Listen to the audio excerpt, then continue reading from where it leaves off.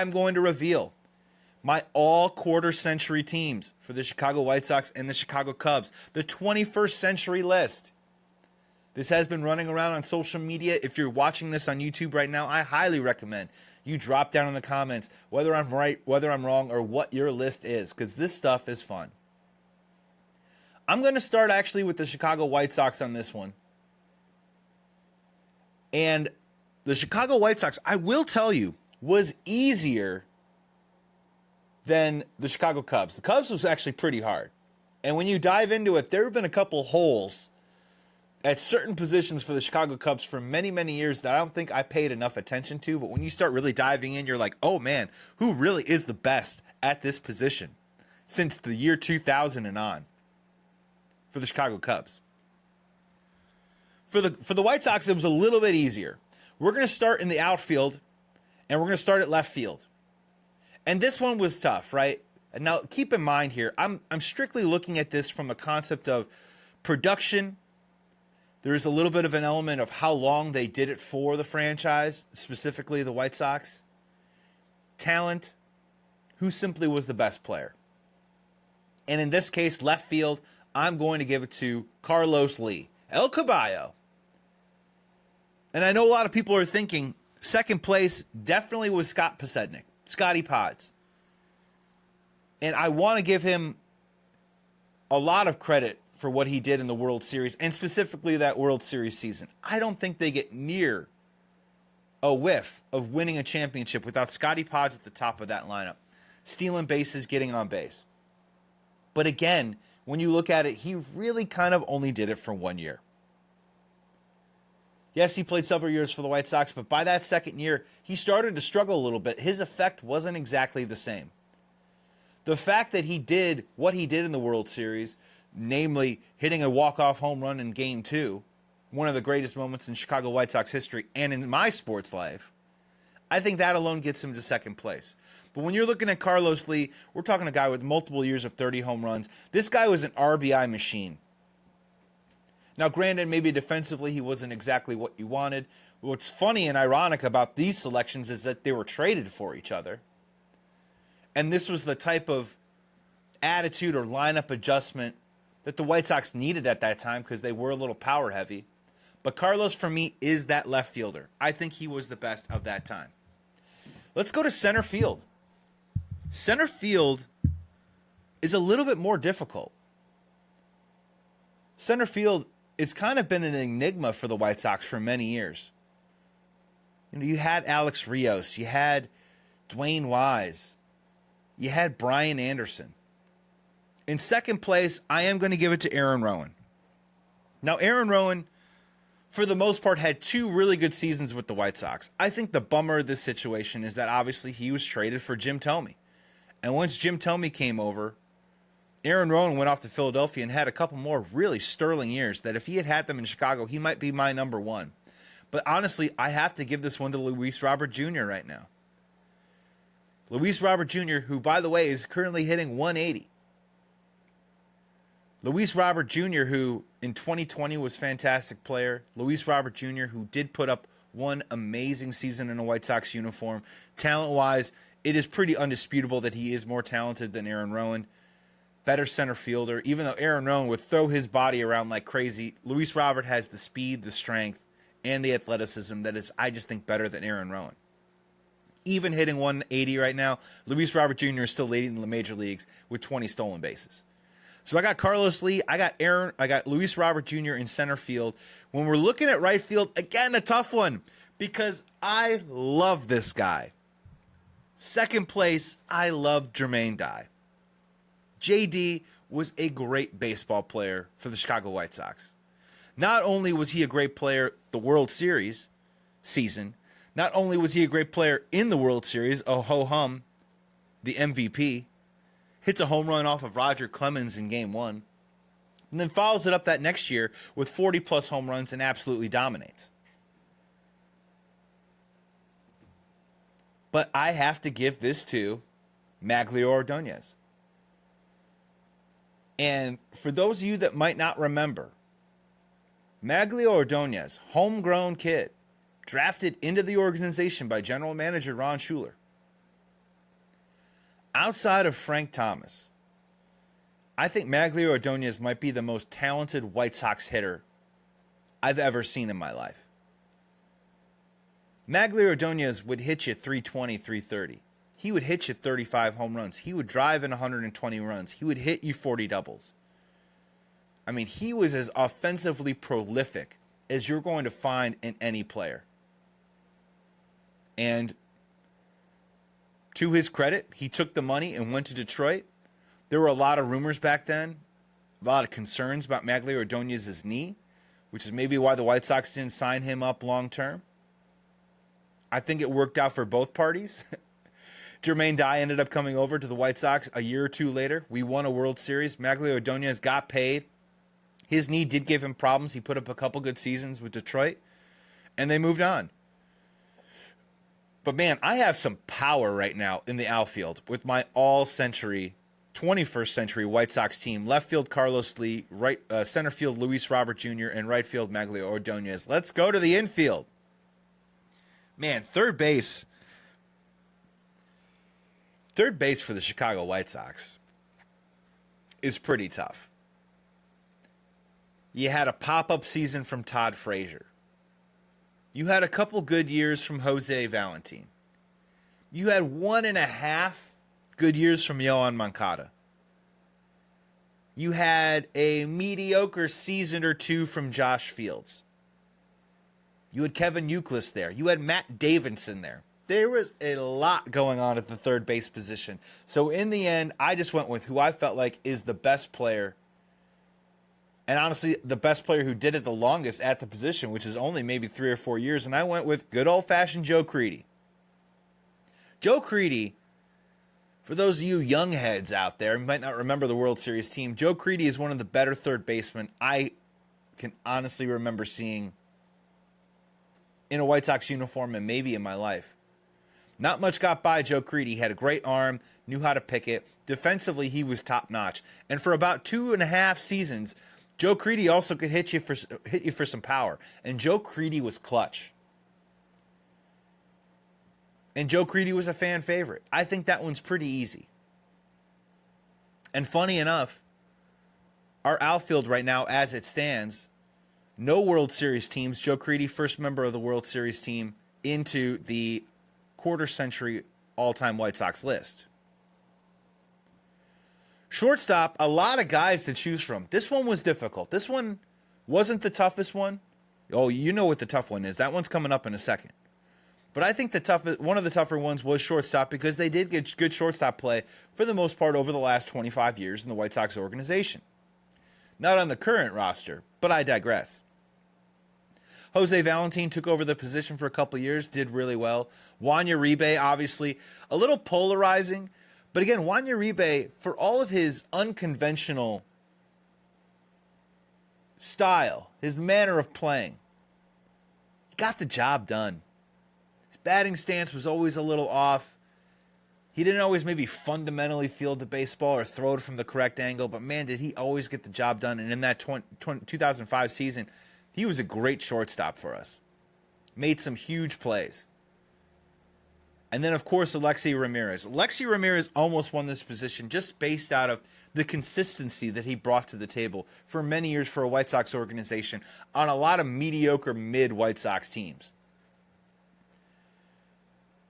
We always thought that we could get a little bit more out of Alexi, but in general, Alexi, 270 hitter, 10 to 14 home runs, 60 to 75 RBIs, and did that pretty regularly for 7, 8 seasons. And he gets the second place spot because here, I'm going to tell you, I still have Tim Anderson as the best shortstop for the Chicago White Sox of the last 25 years. And I hear you, the way it ended was shocking. Did not see that. Did not have that on my bingo card of Tim Anderson flaming out as quickly as he did. But you cannot take away that for 4 straight seasons, Tim Anderson hit over 300. One of those years hit 335. Tim Anderson was the catalyst at the top of those teams that did win 90-plus games once, did have a strong season in the shortened year of 2020. Tim Anderson was the face of the franchise. I thought Tim Anderson was a superstar. And I thought Tim Anderson at the time, and I said it on shows that I was doing, was cruising towards being a player that was going to make $100 million. And it just never happened. And it fell apart so quickly.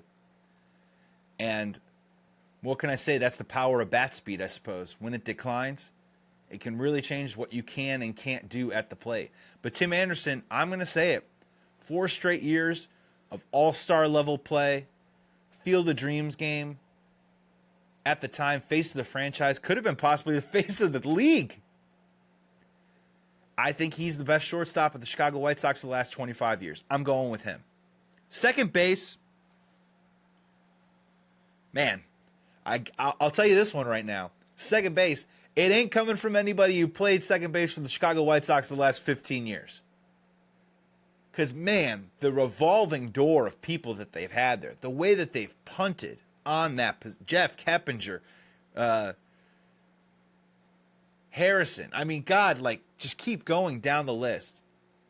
A lot of people want to gravitate towards Tadahito Iguchi in this one, and I hear you. Tadahito, that one year, that World Series year, played great baseball, was solid the year after, and then shortly thereafter was out of baseball.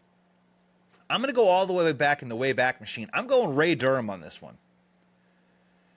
Now, Ray Durham, when he was called up, a lot of people thought in this town, and I remember the narrative very well, they said that he could possibly be the next Ryan Sandberg. Now, that quite didn't happen, but Ray Durham, switch hitter, would steal you 30 bags, pop you 9 to 17 home runs, and put up multiple seasons where he hit at least 290. He was a good player. He was a good two-hitter.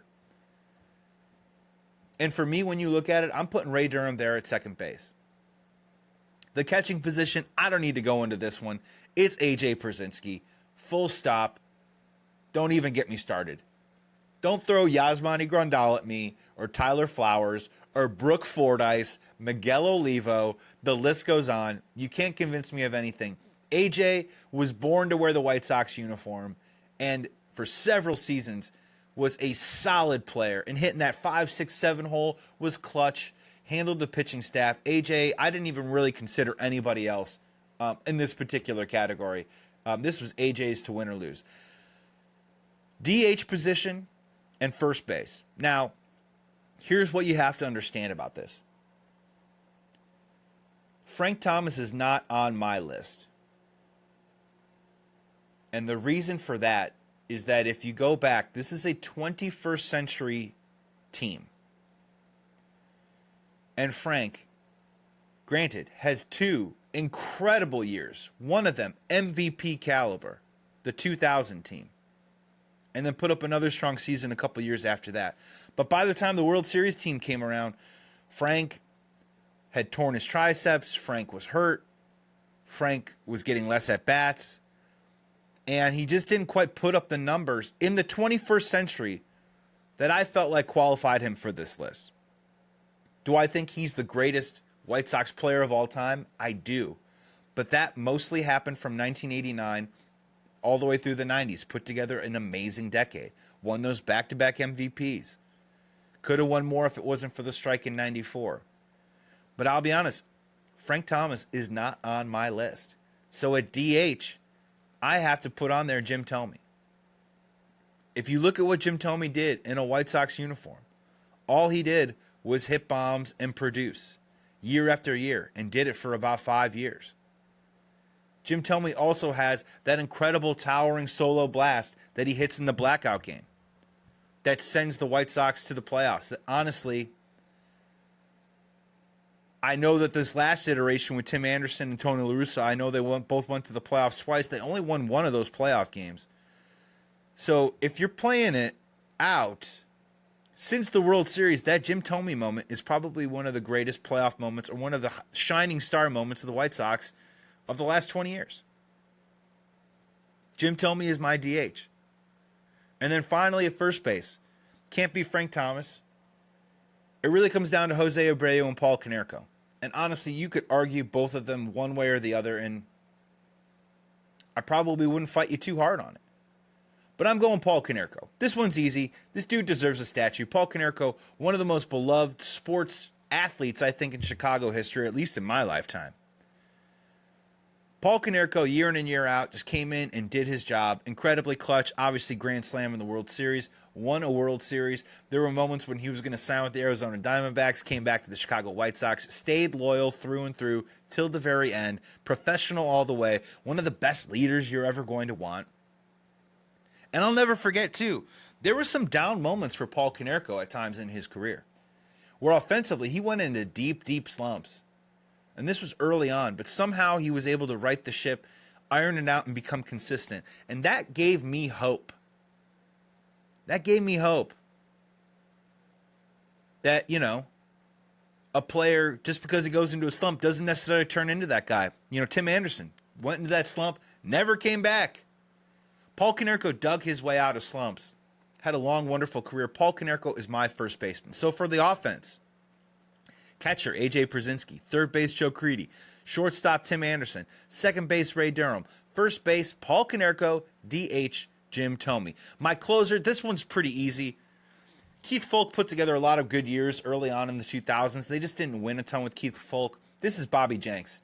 Bobby Jenks had multiple seasons of 40-plus saves. He had the body, he had the persona, he had the attitude, and oh yeah, he came on just at the right time as they were chasing down a World Series as one of the great teams, not just in Chicago sports, but one of the great Major League Baseball playoff runs in Major League Baseball history. Bobby Jenks is my closer. In terms of the starting rotation, this is going to sound like I'm playing a little chalk here, but I think the easy one is Chris Sale. Chris Sale may be the most talented pitcher I've ever seen in a White Sox uniform. Blackjack McDowell was really good. Alex Fernandez was really good. Even Jason Bray had a ton of talent, but nobody could throw the ball like Chris Sale. Chris Sale's got to be in my top 5. Mark Burley is an easy call. Freddie Garcia is an easy call. And you know what? I got to do it. I'm throwing Jose Contreras in there too as well. And I'm going to throw John Garland. I'm throwing them all in. John Danks, Lance Lynn. I mean, Dylan Cease is an incredibly talented pitcher, but really only had one incredibly elite season for the Chicago White Sox. And then they traded him. They traded mostly talent on that. But Chris Sale and then the 4 starters from the World Series team, sign me up. What they did against the Anaheim Angels at the time, Los Angeles Angels at the time, it's not going to be repeated. 4 straight complete game wins. Just not going to happen again. That gets onto my list. That was my, and that's